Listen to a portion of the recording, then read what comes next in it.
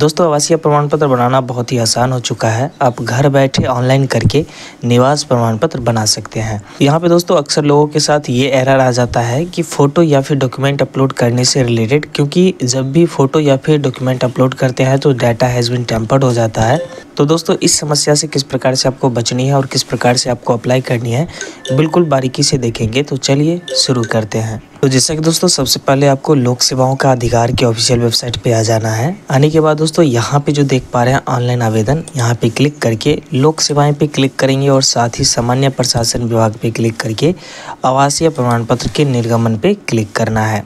Click करते हैं दोस्तों, यहाँ पे टोटल 3 ऑप्शन आपको नजर आएंगे। पहला ऑप्शन है दोस्तों अंचल स्तर पर यानी कि CO लेवल, जिसे हम RO लेवल भी बोलते हैं। इसके अलावा दूसरा है SDO लेवल यानी कि अनुमंडल स्तर पर, और तीसरा है DM लेवल यानी कि जिला स्तर पर। तो दोस्तों जब भी आप फर्स्ट टाइम अप्लाई करते हैं तो सबसे पहले आपको अंचल स्तर पे तैयार करना होता है निवास प्रमाण पत्र यानी कि रेसिडेंशियल सर्टिफिकेट। तो चलिए हम सबसे पहले अंचल स्तर पे बनाते हैं। तो जैसा कि दोस्तों यहाँ पे देख पा रहे हैं निवास प्रमाण पत्र के लिए यहाँ पे आवेदन फॉर्म ओपन हो चुका है। यहाँ पे जो भी जेंडर है वो जेंडर सेलेक्ट करेंगे, साथ ही अभिवादन को सिलेक्ट करेंगे। अब दोस्तों यहाँ पे नेम ऑफ एप्लीकेंट बोला जा रहा है, तो यहाँ पे आपको वही नाम डालना है जो आधार कार्ड में है, यानी कि जो भी एप्लीकेंट है उनके आधार कार्ड के अनुसार यहाँ पे नाम डालना है। साथ ही यहाँ पे जैसे ही आप जो है इंग्लिश में नाम टाइप करेंगे ऑटोमेटिक इस साइड हिंदी में हो जाएगा। इसके बाद जो भी एप्लीकेंट है वो अपने पिता का नाम यहाँ पे लिखेंगे, साथ ही हिंदी में ऑटोमेटिक हो जाएगा। इसके अलावा अपने माता का नाम यहाँ पे लिखना है, साथ ही हिंदी में हो जाएगा। साथ ही स्क्रॉल डाउन करते हैं तो यहाँ पे देख पा रहे हैं नेम ऑफ हस्बैंड यानी कि पति का नाम पूछा जा रहा है। तो दोस्तों अगर मान लीजिए आप स्त्री का बना रहे हैं, अगर आप स्त्री का निवास प्रमाण पत्र बना रहे हैं और अभिवादन में अगर आपने श्रीमती सेलेक्ट किया है तो यहाँ पे उनके हस्बैंड का नाम आपको डालना पड़ेगा। और अगर मान लीजिए आप किसी पुरुष का बना रहे हैं तो यहाँ पे इसे आप खाली छोड़ सकते हैं, कोई दिक्कत नहीं है। साथ ही आवेदक का मोबाइल संख्या यहाँ पे आपको डाल देना है। मोबाइल नंबर डालने से बेनिफिट होता है कि नोटिफिकेशन आपको मिलता रहता है। साथ ही ईमेल आईडी यहाँ पे आपको डाल देना है, कोई एक्टिव सा ईमेल आईडी, जिससे क्या होगा जब भी आपका सर्टिफिकेट बनकर तैयार होगा तो बाय मेल आपको जो है भेज दिया जाएगा इसका सॉफ्ट कॉपी। स्क्रॉल डाउन करते हैं, यहाँ पे देख पा रहे हैं बोला जा रहा है राज्य सेलेक्ट करने के लिए, तो यहाँ से क्लिक करके राज्य को सेलेक्ट करना है। साथ ही जो भी ज़िला से आप बिलोंग करते हैं उस ज़िला को यहाँ से सेलेक्ट करेंगे।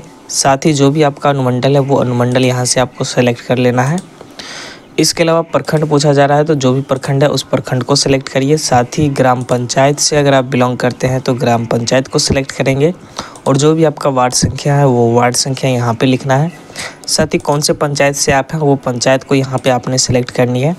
स्क्रॉल डाउन करते हुए यहाँ पे आपके गाँव का जो भी नाम है वो गाँव का नाम लिखिए। पोस्ट ऑफिस का नाम लिखिए यानी कि डाकघर। साथ ही थाना को सेलेक्ट कर लीजिए कि किस थाना से आप जो है बिलोंग करते हैं। इसके अलावा जो भी आपका पिन कोड है आधार कार्ड के अनुसार यहाँ पे पिन कोड डालेंगे। साथ ही आवेदक का यहाँ पे फ़ोटो अपलोड करनी है। यहाँ पे दोस्तों अक्सर लोग जो है गलती कर बैठते हैं, यहाँ पे क्या करते हैं बस फ़ोटो खींचा और तुरंत से यहाँ पे अपलोड कर दिया। तो दोस्तों ऐसा गलती नहीं करना है। यहाँ पे जो फ़ोटो आप अपलोड करेंगे वो फ़ोटो जो है ना सेल्फ अटेस्टेड होना चाहिए, जैसा कि यहाँ पे देख पा रहे हैं लिखा हुआ है self attested photograph of applicant, यानी कि 100 अभिप्रमाणित फ़ोटो होना चाहिए। फ़ोटो के ऊपर एक्रॉस तिरछा साइन होना चाहिए और यहाँ पे आपको अपलोड कर देना है। यहाँ पे दोस्तों अक्सर टाइम क्या होता है कि बिना सिग्नेचर का भी आवासीय बन जाता है, लेकिन ऐसा गलती ना करिए, क्योंकि ऐसा भी कभी कभी होता है कि रिजेक्ट भी कर दिया जाता है सिग्नेचर के कारण। तो यहाँ पे ध्यान रखें, फ़ोटो को ज़रूर अपलोड करें। साथ ही स्क्रॉल डाउन करते हैं, यहाँ पे आधार संख्या देख पा रहे हैं पूछा जा रहा है, तो आधार नंबर आप ना ही डालें तो ज़्यादा बेहतर रहेगा, क्योंकि अगर आप आधार नंबर डाल देते हैं तो आधार से रजिस्टर्ड जो भी मोबाइल नंबर है उस मोबाइल नंबर पे OTP जाएगा। तो यहाँ पे बहुत बड़ा समस्या में आप पड़ सकते हैं, क्योंकि आधार में अगर मोबाइल लिंक आपका नहीं है तो इसलिए यहाँ पे हम लोग आधार नंबर को छोड़ देते हैं और सीधा यहाँ पे देख पा रहे हैं निवास का प्रकार। तो यहाँ पे क्या आप अस्थायी हैं या अस्थायी, तो अगर आप अस्थायी हैं तो अस्थायी पे क्लिक करेंगे। और आवेदक का उद्देश्य क्या है तो यहाँ पे हम नॉर्मली लिख देंगे फॉर्म भरने हेतु, कुछ इस प्रकार से लिखेंगे नरेशन, और स्क्रॉल डाउन करते हुए कैप्चा कोड डाल करके प्रोसीड पे क्लिक करेंगे। तो चलिए फटाफट से सारे डाटा को फिल करते हैं, इसके बाद प्रोसीड कराते हैं। सारी डिटेल को हमने डाल लिया है, प्रोसीड पे क्लिक करेंगे और ओके के बटन पे क्लिक करा देना है। जैसा कि यहाँ पे आप देख पा रहे हैं ओके पे क्लिक कराते ही यहाँ पे अटैच एनेक्सर एडिट कैंसिल कुछ इस प्रकार से यहाँ पे ऑप्शन नज़र आ रहे हैं। तो यहाँ पे अटैच एनेक्सर का मतलब है कि आपको यहाँ पे एनेक्सर यानी कि कुछ डॉक्यूमेंट यहाँ पे अपलोड करनी है। एडिट का मतलब यानी कि कुल मिलाकर के जो आपने यहाँ पे डाटा डाला है, अगर कोई डाटा गलत है तो एडिट पे क्लिक करके आप सुधार कर सकते हैं। कैंसिल का मतलब है कि आप आवासीय प्रमाण पत्र नहीं बनाना चाहते। और इनिशिएट न्यू एप्लीकेशन का मतलब है कि आप इस एप्लीकेशन को काट करके दूसरा एप्लीकेशन वापस से तैयार करना चाहते हैं। तो कुल मिलाकर के सारा डाटा सही है, तो हम सीधा अटैच एनेक्सर पे क्लिक करके और डॉक्यूमेंट को अपलोड करेंगे।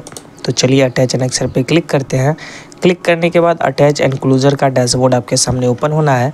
जैसा कि यहाँ पे देख पा रहे हैं, बोला जा रहा है दस्तावेज अपलोड करने के लिए। तो सेलेक्ट पे क्लिक करके और जो भी डॉक्यूमेंट यहाँ पे अपलोड करनी है, इनमें से कोई एक डॉक्यूमेंट को सेलेक्ट करेंगे और सेलेक्ट करने के बाद चूज़ फाइल पे क्लिक करके अपलोड करेंगे। लेकिन दोस्तों यहाँ पे ध्यान रखना है कि डॉक्यूमेंट फॉर्मेट जो इसका होना है वो कुल मिलाकर के JPG, PNG, PDF फाइल में होना चाहिए और 2 MB से नीचे होना चाहिए।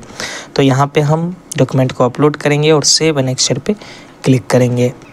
सेव एनेक्सर पे क्लिक करते हैं। जैसा कि यहाँ पे आप देख पा रहे हैं, फाइनल सबमिट करने का डैशबोर्ड ओपन हो गया है। तो नॉर्मली हम सबमिट के ऑप्शन पे क्लिक कराएंगे तो ये फाइनल सबमिट हो जाएगा। जैसा कि यहाँ पे आप देख पा रहे हैं, ऑनलाइन आवेदन फाइनल हो चुका है और एक्नॉलेजमेंट यहाँ पे मिल चुका है।